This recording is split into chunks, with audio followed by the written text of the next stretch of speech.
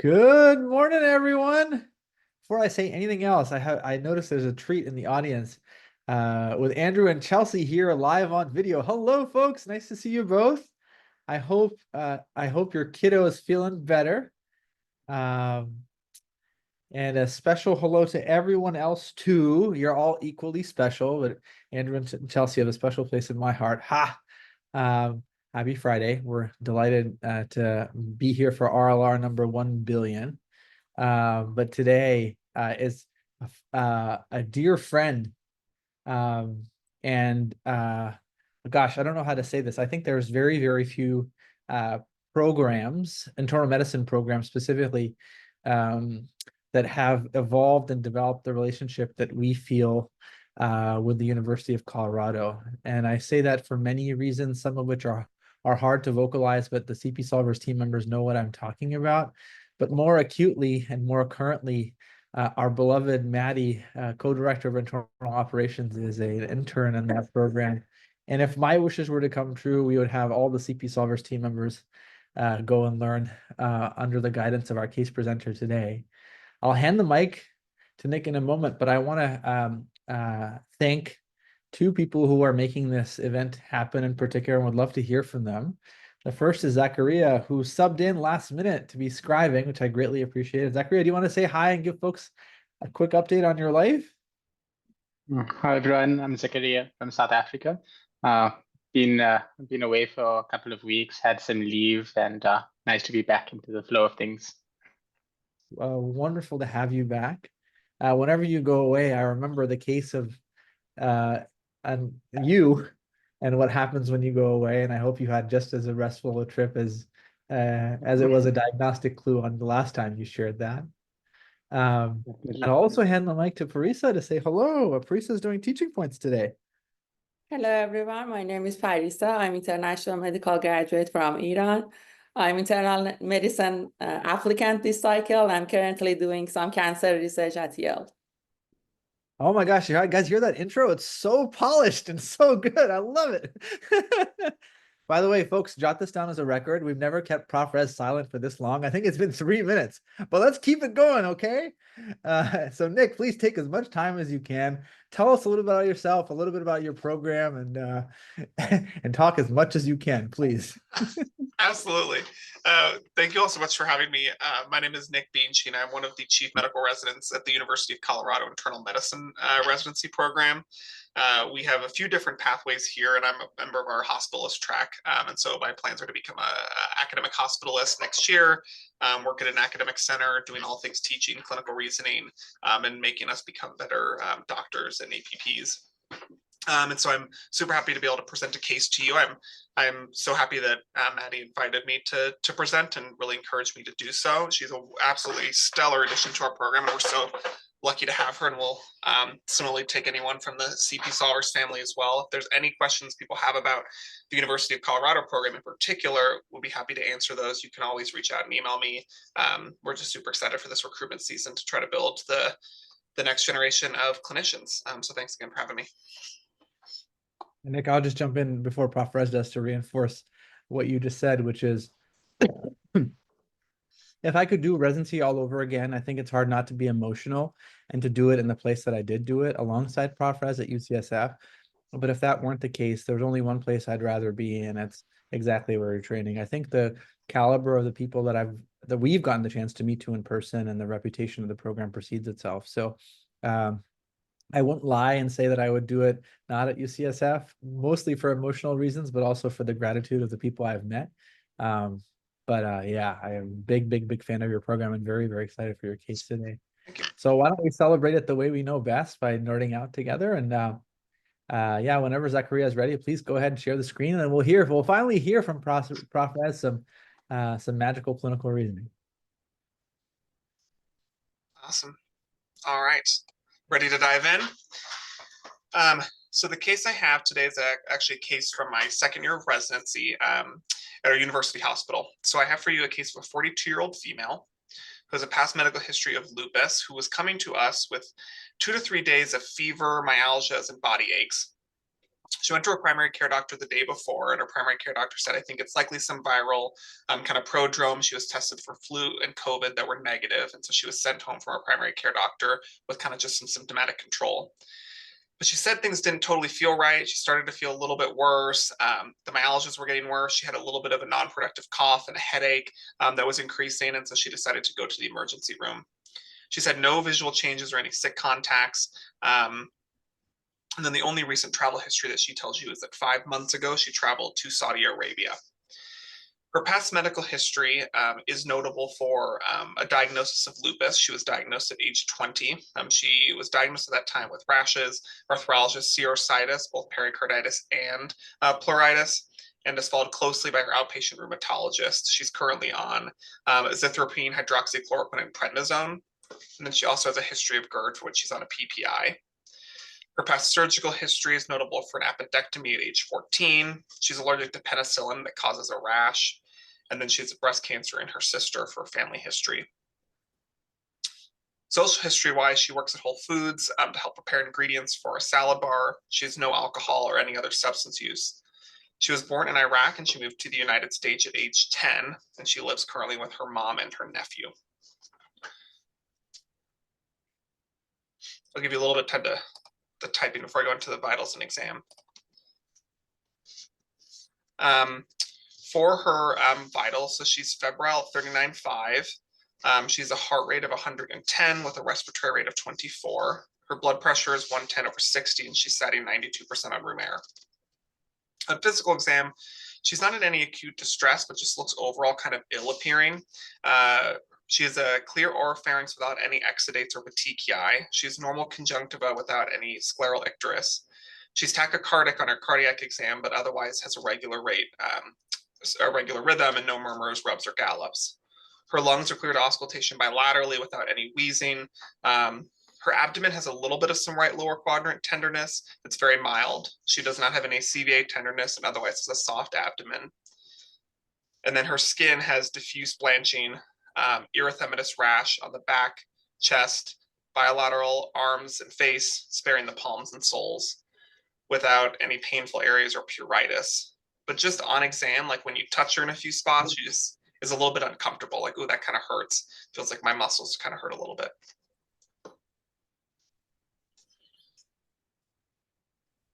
Nick, wow, we are so excited to discuss this case because you provided us with a lot of data to dissect. And I just want to be honest, like I think you're presenting it expertly, which is going to set it up for a great discussion between me and my younger frère, Rabih. Rabia, I'm going to leave the physical exam for you to tackle, but please feel free to layer in any of the previous stuff to help you dissect that section. I want to, when we do these clinical problem-solving exercises, the goal isn't to be the hero and make a rare diagnosis. No, the goal is to train our minds to be better doctors in all the patients we care for, or better nurse practitioners for all the patients we care for. So you really want to mimic and simulate what you would be going through in real life. Because it's only through that simulation will you recognize when something's deviating from the normal to activate system 2 reasoning. And I just want to comment here, we have a young person with lupus. And anytime a patient is presenting to me with this past medical history, I ask myself, is it a flare of their lupus? Is it a complication of their lupus, like a hypercoagulable state in clot? Or is it a consequence of being immunosuppressed for their lupus, rendering them vulnerable to infection, both common infections, and then I broaden that to uncommon infections. That's the basic framework for a patient with lupus who presents to the hospital. But in reality, many times it has zero to do with their lupus. And so if someone presented to my clinic with fevers, myalgias, and body aches, I would have taken the same analysis as the primary care doctor. I would say it's probably something viral. The fact that flu and COVID were negative wouldn't dissuade me because there's way many more viruses than just flu and COVID, there's adenovirus and a whole host of others. But this is the important part. You wouldn't shut the door on the patient, meaning you would tell the patient, hey, if these symptoms persist, I would love to see you come back to the clinic or back to the emergency department. The symptoms of cough and headache. Headache is often a bystander, meaning that it's just present in someone who is sick, but you have to look for any red flags that may prioritize that headache to be the center of your discussion. And those red flags include stuff like focal neurologic deficit, or it's the worst headache, it's sudden onset. Those features push you to consider the more sinister causes of headache as opposed to the migraine, the tension headache, or just a headache that is a consequence of a systemic illness. And looking here, at least on the HPI, I'm not really seeing many red flags for that headache. The cough indicates that the alveoli or the bronchial alveolar system is irritated.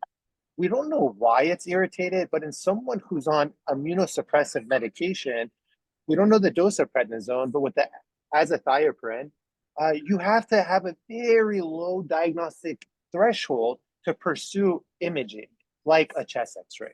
Because remember, even on exam, if you don't auscultate something, it doesn't mean there isn't parenchymal or pleural pathology. And then finally, we get to the myalgias. This is where it's really interesting. It seems like the myalgias is the center of this case. And I say that just based on the patient's description. And then when you go to the exam, it matches up. So all of a sudden, muscle pathology becomes, in my mind, the centerpiece of the case so far. And when you say muscle pathology, just break it up into 3 overlapping Venn diagrams: myopathy, myalgia, myositis. And each of those can exist on their own from a illness, but myalgia specifically means pain of the muscle. But what you want to know, is the muscle also weak? I'm gonna text you to tell you that. And is the muscle also weak, or is the muscle inflamed? And the way you can tell if the muscle is inflamed is you have to send a CK level. Finally, I'm not going to even comment on where she was born or where she had traveled to, because at this juncture, there's no reason for me to incorporate that into my clinical reasoning. I wouldn't do so in real life, so I'm not going to do so on this platform, though I'll be tracking that information. So to summarize, we have a young, healthy patient with lupus who's immunosuppressed, presenting with acute, but now subacute myalgias in the context of an inflammatory state. I'd love to pass the mic to Robbie to take that a step further.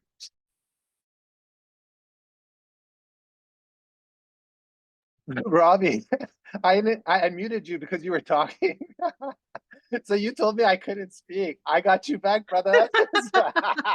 Well, you know, thank you for that not compliment, because I was just about to say that that the adage is true, that some things are well worth waiting for, including your clinical reasoning. But I actually retract that. I think the tension and the conversation that you just had with us, Prof. Rez, was awesome. About, like, we know she's inflamed, and the question is where. And I think the powerful thing on exam, which really wasn't part of her description, was just how extensive of a rash she has. And I think, given the fact that she has what essentially is erythrodermic rash, a rash involving the vast majority of her body, it's hard not to ignore that as a powerful piece. And so the one thing I just would love to clarify with Nick is what her O2 sat was. Was it 90% on room air, or was it a little bit higher than that? It was 92. 92% on room air. That's an interesting signal, right? Because we see that, in fact, she does have a low oxygen saturation, but hasn't described any cardiopulmonary symptoms, nor does she have any pulmonary findings. So that'll be interesting to see. Is that a real representation of her oxygen saturation, or is that a consequence of the fact that she has a rash, and that might interfere with measuring her oxygen saturation accurately with pulse oximetry? So that's an interesting thing to analyze. So A rash this widespread, again, is called erythroderma, and having an approach to erythroderma is not necessarily something that you need to have, but to recognize that, as is true of any inflammatory condition, you have to think infection, infection, infection. So I think the things that would be crossing my mind is, what infections can result in a diffuse erythrodermic rash? And there's not that many of them. Most of them are human to human transmitted viruses that include Coxsackie virus, enterovirus, all the mononucleosis viruses, including EBV and CMV, and a rare presentation of COVID, not as acute COVID, but as multi-system inflammatory disease, a post-COVID complication. Rarely, you can have bacterial diseases presenting in this viral-like manner, and there's only really 2 of them that are human to human, and that's toxic shock syndrome from staph and strep, and then mycoplasma. Another M that's really important to think about that I forgot to mention under the viral categories is actually measles, which is not an important thing to think about in the moment, unless you're worried that your patient might not be up to date on prior vaccinations. There are a few organisms to think about outside a human-to-human transmission, and there are a slew of arthropod-borne diseases that can cause a diffuse erythrodermic rash, including dengue and rickettsial organisms. So what did I just do there? I basically laid out a whole bunch of infections that can do this. And I will tell you that it's going to be important to remain fixated on infections and to think about which one of those apply to our patient. And almost all the human-to-human transmitted viruses are going to be important for us to think about. The question remains, what is the significance of her hypoxemia? And as Prof. Rez said, what is the significance of the fact that she has muscle tenderness and myalgias? And given the richness of this aliquot and how much we've talked already, we'll just leave those as threads to see if we can pull on them later, and just hand the mic back to Nick to tell us more. Awesome. That is amazing. Thank you all so much. I also will point out I skipped over. I want everyone to know that the neuro exam is the best exam, and it was performed ANO ×3 with cranial nerves 2 through 12 intact.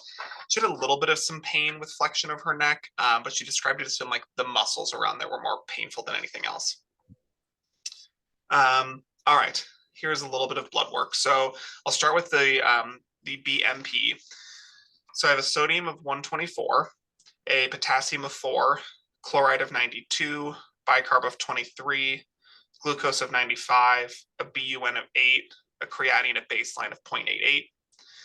I have a CBC with a white count of 3.8, hemoglobin of 13.4, platelet count of 215. Liver function tests are notable for an ALK phos of 44, an ALT of 10, an AST of 21 with a T-Billy of 0.4. Total protein is 8.8 with an albumin of 4.1. They got a TSH that was 0.47, a random cortisol that was 27, pregnancy test that's negative, a lactate of 1.4, and then a respiratory viral panel that was negative as well. We did a point of care Legionella and strep pneumo test that was negative. A ESR was obtained, and that ESR was 20. And then a UA was also obtained that had 100 protein, 20 ketones, small blood with 4 to 10 RBCs, negative lugestrase or nitrites and bacteria, and a CRP of 122.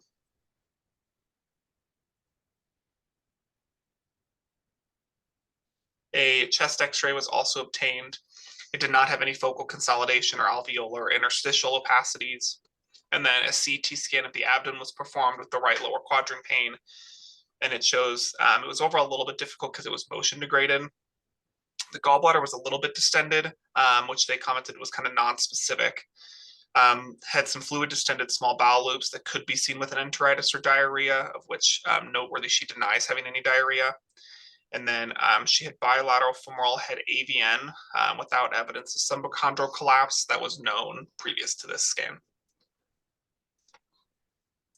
And then with her headache and this little bit of neck stiffness and pain, she did get a lumbar puncture performed, which was notable for 0 red blood cells, a nucleated cell count that was less than 3, a glucose of 50, and a protein of 4.1. Or sorry, 41.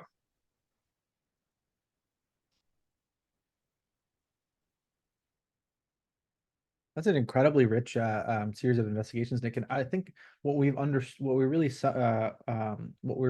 made progress on and trying to understand is where this infectious process might be, presuming it's infectious. And maybe I can just reflect on the labs, Prof. Rez, and leave the interpretation of the imaging and the LPTU. I think it's not too surprising to find hyponatremia in this context, and it will probably be mapped onto either the patient being having hypovolemia from reduced PO intake, or the amount of loss that happens when your skin is so inflamed and so red. And let's not forget that that can be a decent loss of volume, especially in patients who are burn victims, but also in anyone really who has an erythrodermic rash. But it will be important not to overlook the possibility that this might be not just appropriate ADH from hypovolemia, but inappropriate ADH, both in terms of its management implications about how you are careful with fluid resuscitation, but also can serve as a subtle diagnostic clue for some infections. I recently learned a strong association with disseminated zoster and SIADH, just as an example. And the association with SIADH and Legionella is very well described too. It makes it into all our textbooks. And I think if you just look at the labs, the only subtle clue is that the patient has leukopenia and with a slightly low white count. And, I think the differential diagnosis of leukopenia is not necessarily very productive because it can be a non-specific marker of any inflammation. But there is a checklist of things to go through anytime that you see a patient who has an isolated leukopenia. Under the realm of infection, you never ever want to miss HIV. And so this always triggers me to either look or get an HIV test. Also under the realm of infection, we commonly see sepsis, of course, but it's also important to recognize that leukopenia can be a clue to an arthropod-borne disease, which again is a conversation we've already had with some of the arthropod-borne diseases causing an erythrodermic rash. So that's the three that's the three things that emerge from the infection category: sepsis, HIV, and arthropod infections. Under the realm of autoimmune diseases, there are also 3 conditions that notoriously cause leukopenia. One of those 3 is lupus. And so we'll have to contend with whether or not this is a lupus flare. But immediately there's one lab that argues strongly against the presence of an isolated lupus flare, which is the CRP. The vast majority of patients who have a lupus flare do so without elevating their CRP. And you'll see that they have high fevers, leukopenia, all sorts of inflammation, but IL-6 mediated inflammation resulting in CRP elevation is not part of that illness script, except when the patient has lupus serositis. And here, since the CRP is high and there is no evidence of serositis yet, I would use that as a strong argument against the isolated presence of lupus flare. So that's the autoimmune category.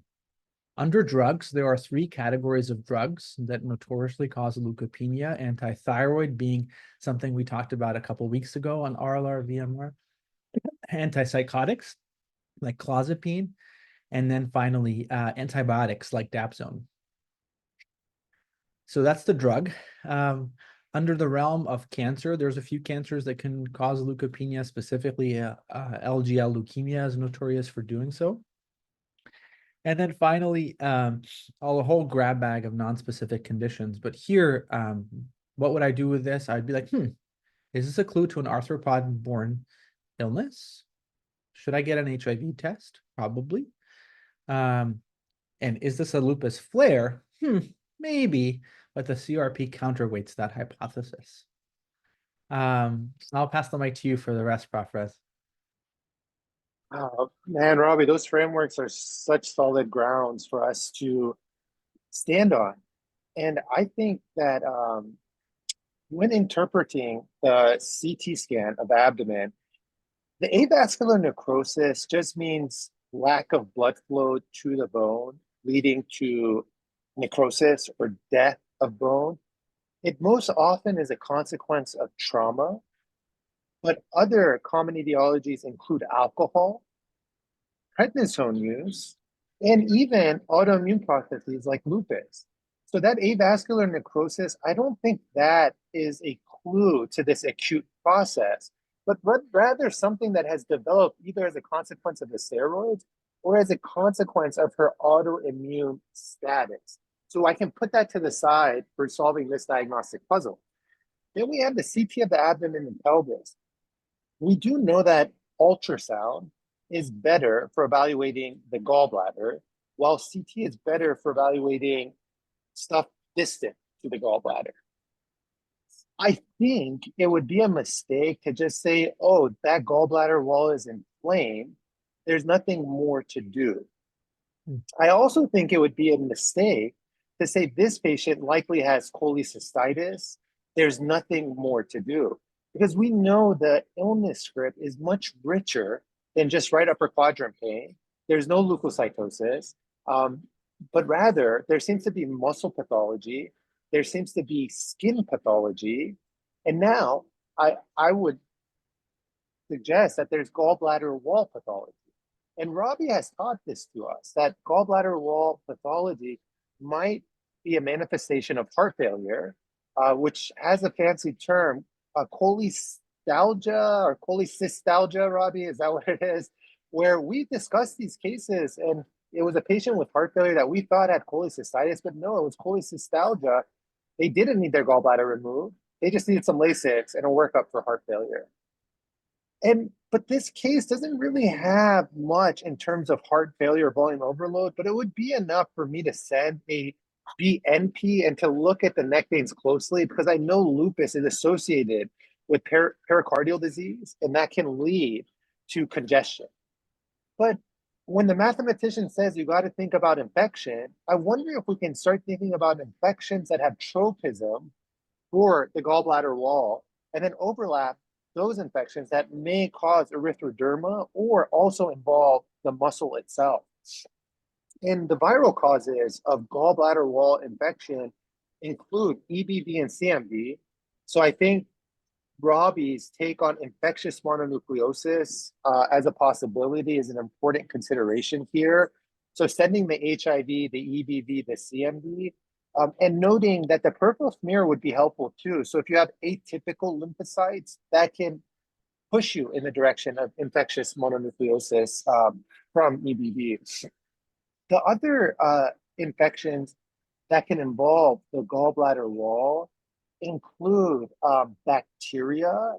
And one specific bacteria, Salmonella, you should always think about.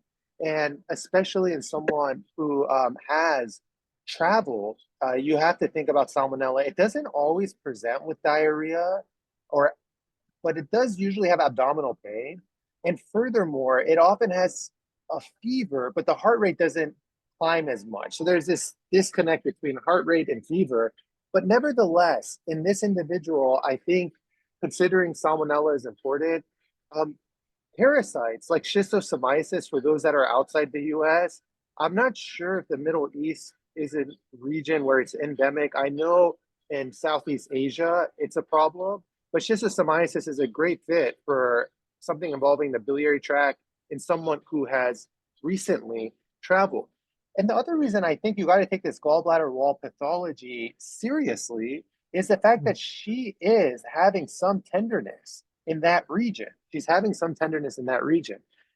And then finally, there are other bacteria like the arthropod-borne bacteria that Rabih mentioned. The only reason, Rabih, I'm not too convinced of arthropod, I'm open to it being a possibility, is two things on these labs really push me away from it. One is the platelet count, because usually those doxy-deficient states, except for Lyme, have thrombocytopenia, and the AST and ALT, and they usually have a hepatocellular pattern of liver injury.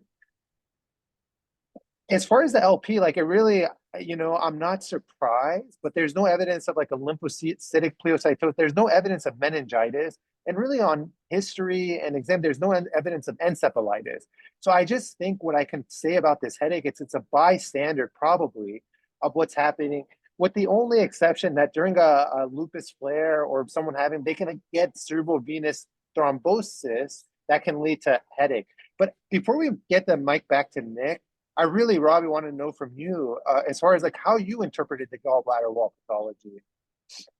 Yeah, Prof. Rez, I think that like this case is really, really tricky, and I'm going to summarize it in my mind. You have a middle-aged woman with a history of lupus on immunosuppression who presents with an acute, a really inflammatory syndrome with localizing clues include obviously the skin, and then subtly the lungs with the O2 sat without radiographic correlate, and then subtly the gallbladder. And so I think it's, in my mind, it's yet to be determined whether the subtle clues suggesting lung involvement or gallbladder involvement will evolve to taking up more space, or whether or not they'll vanish into the world of noise. And so I don't know is the honest answer. I think we've both seen so many gallbladder fake outs, but in a case that you're having trouble coalesce into clarity, you can't make the assumption, as you said, that these things are noise just because they don't slam dunk fit. So we have to explain the rash. It's widespread everywhere. We might or might not explain the O2 sat with pathology. We might or might not explain the gallbladder pathology, the hyponatremia, and the leukopenia. All those are there. They're in the note, but I don't know if they're in pencil or in pen quite yet. It'll be interesting to see how this story evolves. In a case like this, if you're an intern or a student managing them, it would be very tricky, but remind yourself, the patient doesn't meet any criteria for empiric treatment with antibiotics quite yet. I would probably be giving her supportive care. And the only antibiotic I would be thinking about right now is doxycycline, but I think Prof. Rez made a very compelling argument as to why you wouldn't be rushing to do it for an arthropod infection because of the lack of thrombocytopenia and other things. So very, very tricky case to have to navigate. But I think time and maybe some advanced viral testing will be illuminating. And the longer it goes, the more you have to say, wait, is this actually not infectious and maybe potentially a non-infectious condition? All right, Nick, mic to you, my friend. Awesome. It's I think so fun to hear you both talk about this, because I'm just learning things about the case, even just from hearing you talk about, things that I was like, oh, I guess that's a good pickup, and things to think about. So we were maybe not as judicial with our antimicrobials. So this patient was started on vancomycin, ampicillin, meropenem, and acyclovir. And I think this was all a little bit in the timing of like when the LP was done, and thinking initially maybe some concern for meningitis and encephalitis. And so a few other labs were obtained. So an iron binding panel was obtained. The ferritin in that iron binding panel was 13,000, with a iron of 22, a total iron binding of 174, with an iron binding capacity of 152, an iron sat of 12. And then a transferrin of 124. An LDH was obtained that was 786. To a lot of the points previously made, the HIV testing was negative. The PCR for viral testing on the LP was negative, and then a smear was performed that was also negative. A BNP was also obtained. It was 100 with a procal of 5.56. And then there was a lot of viral and bacterial studies that were sent off that I will just tell you are negative, all of them, and then I'll read the ones that were obtained. So rubella IgM, HHV6, parvo, West Nile, measles, VZV, Rocky Mountain fever, TB, CMV, an EBV IgM, coccidioides IgM, brucella, PJP PCR that was done on sputum, and then a 1,3 beta D glucan and a galactomannan. All of these tests were negative. And then the final two tests that I'll give you that we had before the final diagnostic study was performed was a CK was obtained that was 10,000 and an aldolase was 4.5.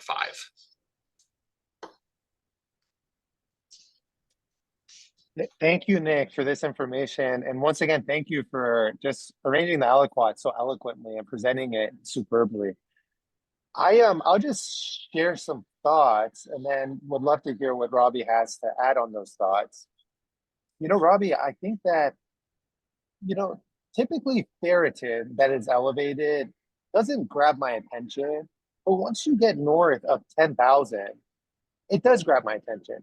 It grabbed my attention not because there's only a few things that can do it. That would be false. And Andrew Olson showed in an article that anything can cause hyperferritinemia in someone who has sufficient iron stores and they are having underlying inflammation.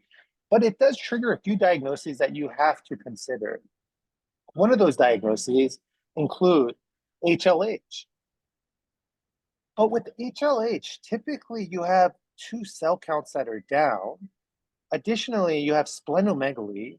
And so, there's a whole H score that you can plug and chug, but I'm not getting the flavor that this is slam dunk HLH. Maybe it's on the way to becoming a HLH, but just the cell counts and the lack of splenomegaly for me are pushing me away from full-blown HLH as of yet. The other condition is hemochromatosis, which we can eliminate that, primary or secondary, based on the percent SAT of 12%. And then thirdly, an infection that warrants consideration whenever you have a ferritin that is this elevated is histoplasmosis. Histoplasmosis can definitely manifest with a high ferritin. Histoplasmosis, I imagine, can potentially cause some of these other abnormalities. So it's a diagnostic consideration for sure. And what we would do is probably get a CT scan of the lungs to see if there actually are some parenchymal abnormalities in terms of nodularity. As far as histo in the muscle, I'm not sure, to be honest. And then the fourth thing I always think about when the ferritin is this high is adult onset Still's disease. But this isn't giving me that picture. Those patients usually have a lot of joint pain, and they have a specific rash that isn't this rash. So I think that's less likely. Then the LDH is another very strong clue here. And that'll be the last lab finding I talk about before giving the mic to Rabih to clean it up. But whenever you have an LDH at 700, the first question you have to ask yourself, is there hemolysis? The AST is normal, the bilirubin is normal, the hemoglobin is normal. So it's not your common hemolysis leading to high LDH.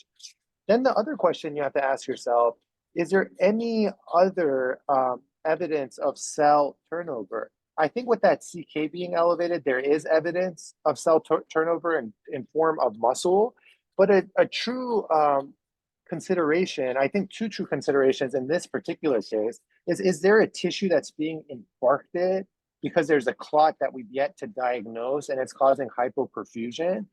Or could this be representative of an underlying malignancy, specifically lymphoma? Now I'm trying to tie this in with the erythroderma, and lymphoma can 100%, cause erythroderma.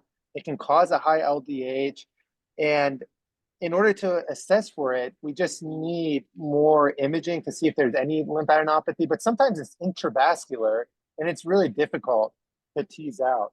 So I'm gonna give the mic to Rabih, but to summarize, young woman, lupus on prednisone, azathioprine, hydroxychloroquine, originally from Iraq, had recently traveled to Saudi Arabia, and now is presenting with an inflammatory syndrome with a strong signature in the muscle, the skin, and possibly the gallbladder wall, and maybe the lung, which we can only tease out further with cross-sectional imaging.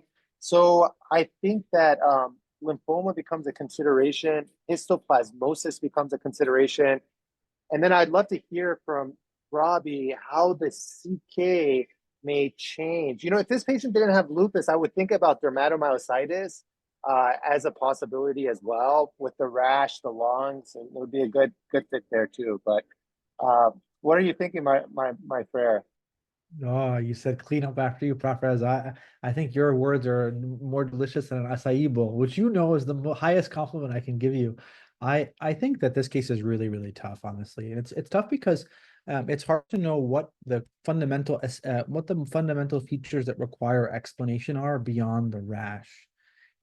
As you said, it's very, very tempting in these kinds of conferences to take that ferritin and use it as a diagnostic signal. And you certainly should use it to generate hypotheses about the infections that trigger HLH, which have been thoroughly tested for, with the notable exception that you said. And the autoimmune diseases, which are really only 3 autoimmune diseases that trigger HLH. It's lupus, Still's disease, and dermatomyositis. And then to think about malignancy. But I think that in the vast majority of ferritins this high, unfortunately, are not diagnostically specific. And they would be diagnostically specific if the patient has a syndrome that is more in keeping with HLH, with pancytopenia, splenomegaly, high triglycerides, so on and so forth. So I love what you did. I think you used it as a clue to start to generate hypotheses like histo. Like, I don't know if I would have thought of histo if it weren't for that ferritin. So help you by generating hypotheses, but recognize, I think, in most people that it is non-specific. I do think the CK is very specific, right? I mean, how many times have we seen a hectic inflammatory syndrome featuring a CK this high that didn't turn out to be a pivot point in the case? So I think your initial instinct, Prof, is to actually say in the first aqua, I think the muscles are telling here. You picked up on it in the history, you picked up on it on the exam, and then here we are seeing it corroborated with laboratory assessment.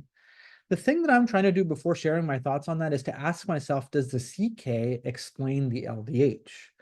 And when you have such amount of CK release, all cells have LDH, and when you have 10,000 leak from your muscle, does that account for the LDH? And honestly, I just wanted to vocalize that as a tension point. I'm not sure, but I'm going to say yes, just to simplify the problem in my mind, recognizing that it's just a sneaky tool to make it easier. And so in some sense, we have a patient with an autoimmune disease background who comes in, who has an inflammatory rhabdomyolysis. And I say rhabdomyolysis because the CK is very high, enough to cause injury, but the patient does not have weakness. So what does that tell us? If you have inflammation and you have muscle involvement, the vast majority of patients with inflammatory muscle involvement do so by virtue of an autoimmune disease. There are very few infections that trigger this degree of muscle involvement. The ones that I've come across include COVID, include influenza, Legionella, a great case report in the New England Journal of Medicine this year of Legionella inducing really bad rhabdo, and then leptospirosis. I think the one hypothesis that hasn't been tested overtly yet is multi-system inflammatory disease from COVID. So the way you would test that is you would need anti-COVID antibodies. And so that might be something that you say, okay, I know COVID can cause a pretty bad muscle injury. Let me make sure this is not a post-COVID inflammatory phenomenon. So that's one bucket that's generated from that. But I think the most important thing to think about when you have inflammatory muscle disease is to think, is this an inflammatory myositis? And I think the overlap of inflammatory myositis and a rash, it really is evocative of dermatomyositis. And so the question is, can dermatomyositis present with an erythroderma presentation? And I think the answer is yes. It's really the only other autoimmune disease that I know that presents with erythroderma. And actually, there's a little fun fact buried in here. For some reason, patients who have dermatomyositis who are given hydroxychloroquine and her medication list are actually more likely to develop erythroderma. And so what would I do here? I think in real life, we would have probably consulted infectious disease by now. And all I can say with confidence is I think it's time to consult rheumatology. And I wonder if a COVID antibody would be the final way to be thorough and make sure it's not an infection. And where an analysis for an inflammatory myopathy, possibly either overlapping with lupus, or as is true of all autoimmune diseases, verifying the validity of that diagnosis originally and saying, well, was this actually an inflammatory myositis all along and this patient actually had lupus or not, would be an important part of that. So after that's done, maybe we can start to scrutinize the focus on malignancy, but I think that's where I'm at. I'll pass the mic to you, Prof. Rez, to see what other thoughts you have, and then we'll hear from you. First thought I had is I just want to thank you for raising that tension point of LDH and CK. I also went through that, but I didn't vocalize it. So I appreciate you making that explicit. And you know, something about the neck flexors, usually it's weakness, not pain. It ends up always being dermatomyositis. Like if someone has like a neck that's down. So, and we know that rheumatologic conditions travel in groups, and there's like the lupus, dermatomyositis, mixed connective tissue disease. So I think that it's a very good hypothesis. I love the idea of the COVID antibodies, zero to add basically. And I'm wondering, because we don't have this patient probably on the right medications for dermatomyositis specifically, but very interested to learn from Nick how this case unfolds. All right, so the two final kind of tests that were performed, totally in line with your thoughts about infectious disease, rheumatology coming on board. And then a MRI was performed of the femur of the left and the right. The read was very similar on both, so I'll just read the right, which shows that there's feathery edema and mild enhancement involving the right lower extremity musculature, prominently affecting the adductors, iliopsoas, and portions of the quadriceps musculature, as well as the biceps femoris. There's no areas of rim enhancing fluid suggesting abscess. And so the findings likely reflect some myositis, either infectious or inflammatory. And so then subsequently a muscle biopsy was performed, which noted that there was positive esterase staining of the capillaries, which is consistent with dermatomyositis. And so the final diagnosis in this case was a dermatomyositis overlap with her known lupus diagnosis.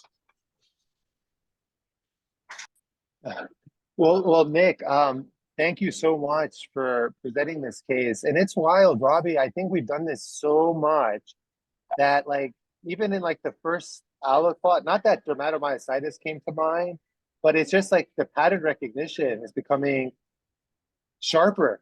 Now I'm just saying, I'm not trying to brag or anything. It's just like an authentic experience. Prof. Rez, let me pat your back for you. It's okay. I got it. Mike to you, Robbie.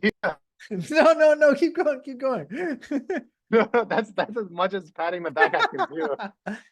Yeah, you know, I think, Nick, this is an incredibly rich case in large part because I think the journey towards making a diagnosis of autoimmune disease in a patient with a pre-existing one is always complicated by the angst that there's an infection there, and by the subtle knowledge that autoimmune diseases beget other autoimmune diseases. But figuring that out in real life is really, really tough. But I will say there are very, very few infectious causes of this degree of muscle injury. And I think once you get that CK back, you just have a simple checklist: COVID, influenza, lepto, Legionella.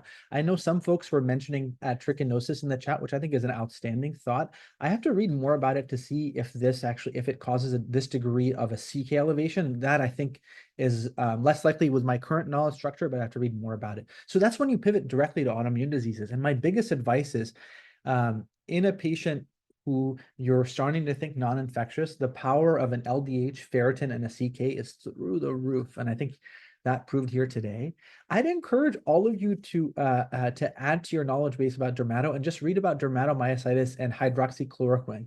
It's a very interesting combination of things that tends to skew the presentation of dermatomyositis into a little bit of a more erythrodermic one. So I'm curious, Nick, if that came up for you all, or if the patient was continued on the Plaquenil, or how the Plaquenil was managed in the context of this presentation. Yeah, the Plaquenil was removed, and then methotrexate was added along with some higher dose steroids that were slowly tapered, and she's doing great.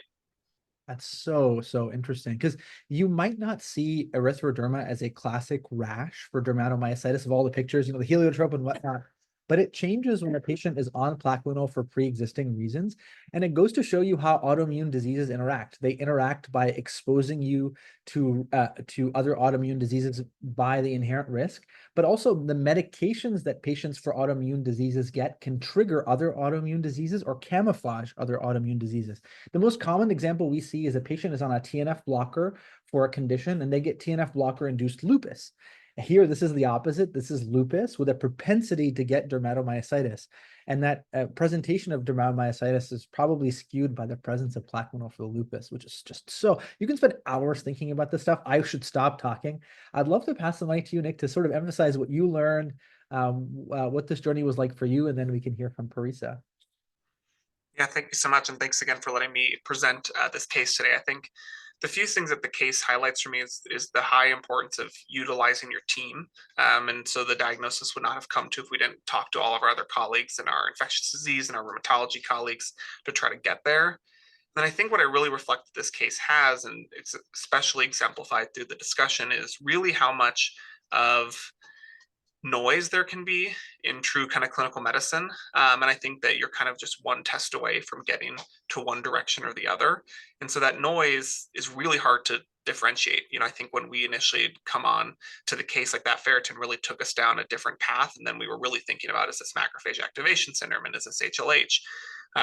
Before we kind of went other places. And so I think all of that is really noting that the noise is going to be there. And so it's really determining what is the noise and what's not. That is so well said. And I think, Nick, you may not know this, but today's case stands as a great comparison to yesterday's case that Kirtan presented and Elena discussed, where the ferritin was of profound value because it fit. And here today, I really appreciate you emphasizing just how much many brains are needed to get the bottom of this case, but also many brains to use clues appropriately and to discard distractors. And I think that's one of the toughest parts of medicine. A case that was expertly presented. We really, really appreciate you. I think Zacharia's scribing skills are astronomical to keep up with such a complicated case. So thank you so much, Zacharia. And we'll hear from Parisa with your teaching points. Thank you, everyone. It was an amazing session.